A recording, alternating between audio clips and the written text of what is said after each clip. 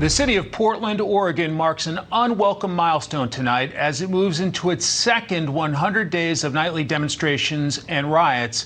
This is new video from the night Daniel Prude died in police custody has placed the city of Rochester, New York, firmly on edge between peaceful protests and violence. Let's talk about the latest developments with KTTH Seattle radio host Jason Rantz. Jason, good evening. Good evening. Let me ask you about your home city there in Seattle. We've seen visuals of Seattle police finding Molotov cocktails. They were made out of Corona beer bottles. It's not Corona's fault, but disturbing imagery coming out of Seattle tonight.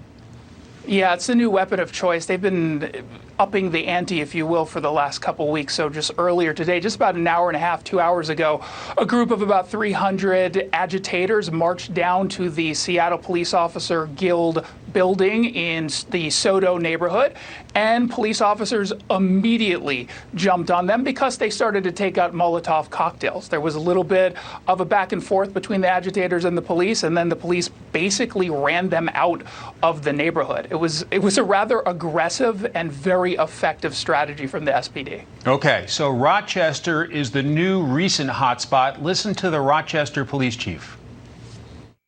Our PD is working with our county's forensic intervention team and clinicians out of the Office of Mental Health to effectively assist residents with mental health needs who have repeated contact with law enforcement, with the goal to connect said individuals to outpatient services and to decrease the use of emergency and crisis responses. Jason, what do you make of that?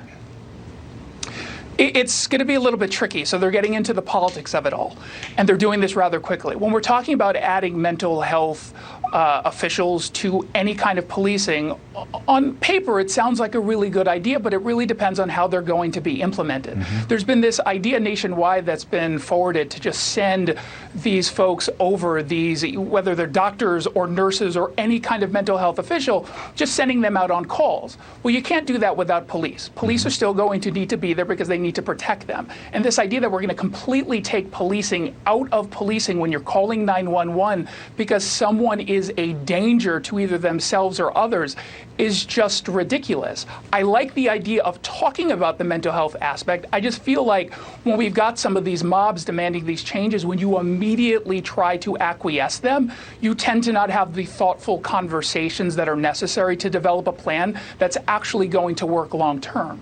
From the New York Post, this headline: cops arrested more than 100 over weekend as Portland protests hit 100 straight days.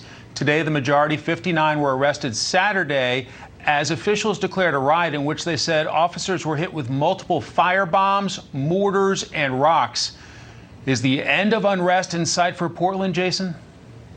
No, it's probably going to get worse. I mean, when you've decided to create a culture on the ground in a city where law and order doesn't mean anything, where you've got a county DA who is choosing not to charge most of the arrests, all you're doing is emboldening these people. When you're over 100 nights, you're too far gone. You need to immediately act. In fact, this is what Rochester needs to figure out. Don't go down the pathway that Portland is going. You have to immediately get involved when there's any kind of mob action that is violent, that is illegal. Earlier today on Fox and Friends, James Craig is the Detroit police chief, made the same point. When they get into a point where they're actually breaking the law, if you don't immediately act and stop it, you're just creating this snowball effect that gets out of control. And he didn't want his city to become another Portland or Seattle. There's this video of an African-American woman in Portland who evidently has had enough of Antifa. Move! Get out of the way! No! This is a non-violent protest. Get out of the way! Do not escalate violence with You setting fires in the street? No, that's violent. Okay? That's violent. Get out of my way! Clearly had enough of the violence. Your thought on that clip? Oh, God bless her. I love it because when we're talking about the Antifa and other agitators, particularly in the Pacific Northwest, they are overwhelmingly white. And they're claiming that they're doing this all to forward Black Lives Matter, but it seems like they don't generally talk to the black people that they say they're acting on behalf of. And so when you have someone stepping up and saying, stop destroying my neighborhood, there's this dismissiveness. They're pushing back a little bit at her as if she doesn't have a right to say this is my neighborhood, and I actually get a say. And more people are stepping up and saying the exact same thing, and good for them. And clearly noticing that what she's witnessing night after night after night is no longer peaceful protest. It's gotten to be a whole lot more than that, right? It's not been a peaceful protest for the longest time. There is this silly narrative that we have overwhelming peaceful protest. I'm sorry, but they're not, especially in Portland. Again, these are you don't have to look very far to get the video of all of the violence. When you've got mortars being thrown, Molotov cocktails being thrown, fireworks being fired, and you've got a side that's coming not just with weapons, but also with defensive tools, I think it's pretty clear. Jason Rantz, thanks very much. Be safe. Have a great night. You as well. Thank you.